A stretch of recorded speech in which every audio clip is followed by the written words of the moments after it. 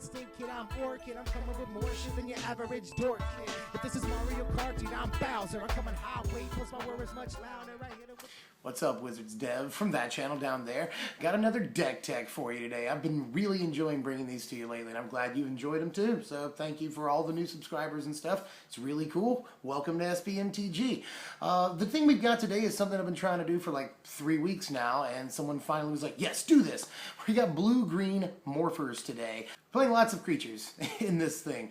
Starting with 3 1-drop copies of Elvish Mystic. Don't need much explaining here. We've got to get ahead of aggro decks, obviously. That's a huge thing. And a big thing here is we've got to play morph creatures and stuff on turn 2. It's very important that we are able to play morphers on turn 2. 3 copies of Elvish Mystic.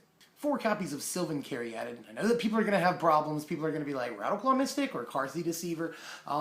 Quick explanation here. I don't see any reason not to play Caryatid over those cards right now. Sylvan Caryatid is a really, really good early game speed bump. Very important. We do not do very well against aggro decks at all. So, you know, by the time we're flipping up morphs, they've killed us, honestly. You know, they've got 4 or 5 turns to kill us, and that's when we start doing things. So we really, really need early game speed bumps. This is the best one. Karthi Deceiver does have the extra toughness bump, but this has hexproof, and that is really, really desirable. I think that the 3 toughness creature with hexproof is just better in this case. Into our morph suit. This is 4 copies to begin with of Stratus Dancer. Dancer does a lot of things. She started off as a 3 of, ends up as a 4 of, because she does everything against, you know, Jeskai, Abzan, any mid-range deck, and a lot of the aggro decks that play, you know, spot removal in the form of burn and things like that. So yeah, definitely. And this counters things like Dig Through Time and Treasure Cruise, you know, Anticipate and stuff like that. So, and other counter spells. So, you know, good stuff. Really good stuff. 3 copies of Ice Feather Aven. She started off as a 2 of, and I wanted her to be a 4 of, honestly, but 3 is what we settled on here. I really like Ice Feather Aven, actually. In the later-ish turns, 4, 5, 6 turn, the return a creature at basically, you know, better than instant speed during their turn even, their combat step usually, is very, very good, honestly. And, you know, 2 mana, 2/2 flyer is also good. We've got that in Stratus Dancer too, a 2 mana, 2 power flyer, so that we can just play aggro against the more sort of control-y or slower decks that we'll be playing against. A very flexible thing that we're doing here. 4 copies of Den Protector, who just is awesome. Like, he's paired up here with this next card. Everybody knows they're the Gruesome Twosome, the Bad Brothers. We'll get to the next card. You've already guessed it by now. But yeah, Den Protector gets all of your stuff back. That's great, right?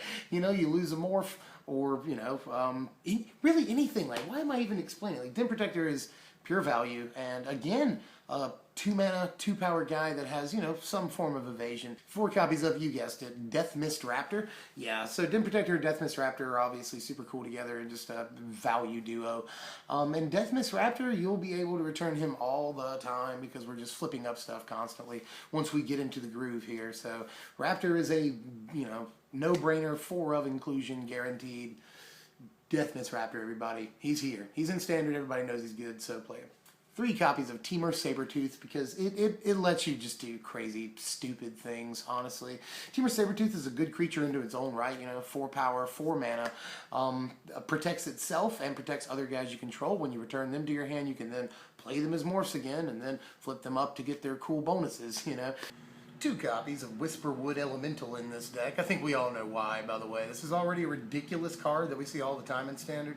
But in this deck it does even more because we have a ton of morphing guys. I don't have to explain Whisperwood too much. 2 copies of Whisperwood because it's one of the best cards in the format and is even better in this deck. Brown Couch is back. That's weird. 3 copies of Sagu Mauler. I just really like Sagu Mauler. It goes over a lot of the creatures that mid-range even is playing right now.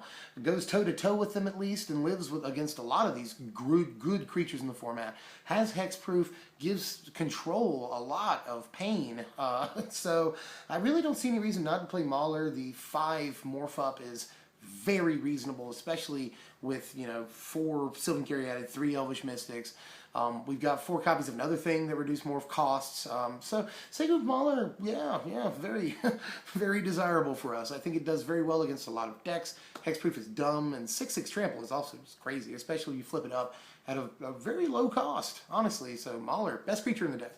4 copies of Obscuring Aether, the thing that I just referred to. It's just as good as an Elvish Mystic a lot of the time on turn 1, and then later on in the game, when it's not as important anymore, you can flip it over into a 2/2. Or if you're playing against control, you can turn 1 this, turn 2, flip it over, start swinging in with your 2/2. It works that way.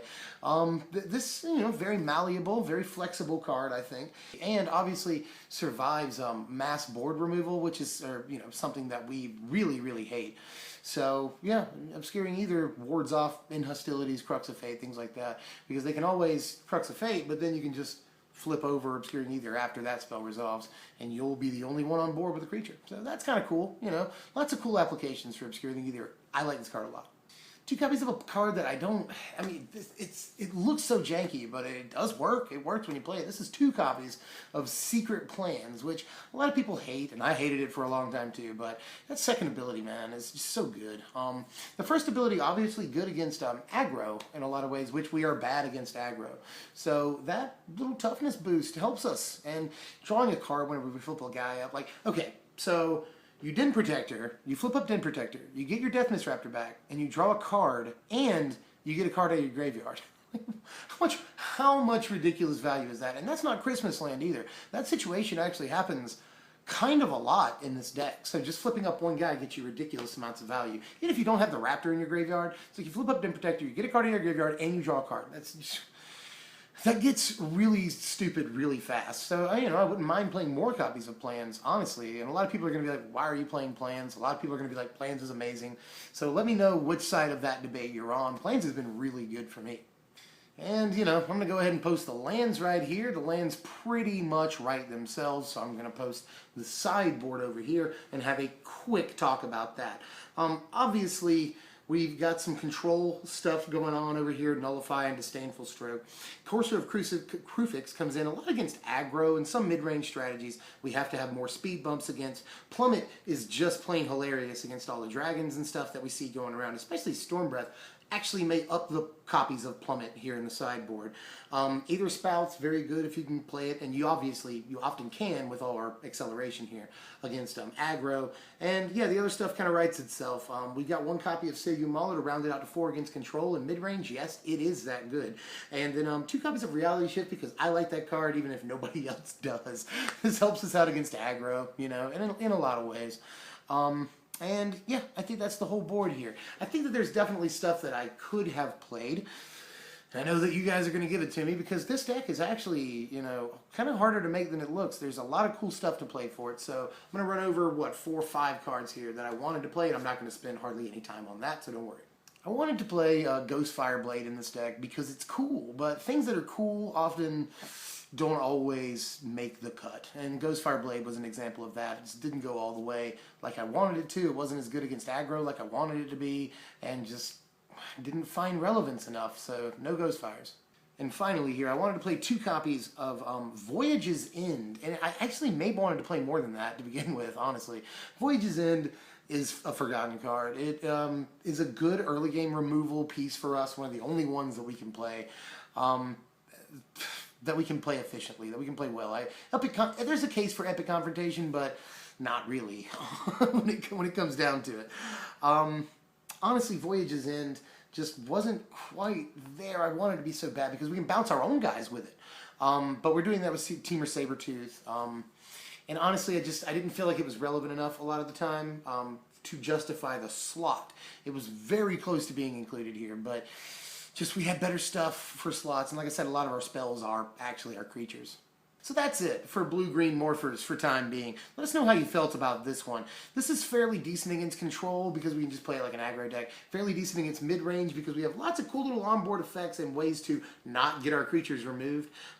So, yeah, aggro we do have an issue with, and there's still plenty of aggro in the format. So this deck is not the best thing ever, but does have good game against decks that we see an awful lot of in the format, namely mid-range and control. So I recommend giving it a shot. Take it to FNM and see how it does for you, you know, because I feel like this is a fairly strong deck, you know, sort of the middle of the middle tier kind of thing. So let us know how you feel, if we missed anything, or if you don't agree with the reasons I didn't include some cards or did include others. Let us know. We're always interested in that. Like, share, comment, subscribe, and let us know what to do next time. I'm thinking either I've been pushing this one, Naya Dragons, which is a cool deck, or Sultai Reanimator. I keep seeing it pop up. It's a classic deck, this format, but it keeps changing, so let us know. Another thing I've had an idea for while we're on Naya Dragons is something we see popping up a lot that I have a lot of interest in. Esper Dragons. So, of those three, Naya Dragons, Esper Dragons, Sultai Reanimator. Let me know which one you have the most interest in, and we will totally get that done for you. And yeah, if you enjoyed this content, make sure to check out our channel, Strictly Better MTG, subscribe. You can just check out these videos right here, Blue Red Control, Bance Super Friends, Jun Midrange, if any of that strikes your fancy. Those are all super good videos. I say that totally objectively, right? Yeah. But anyway, I'm Dev from SBMTG. We'll see you guys later, and thanks for all the support lately, y'all.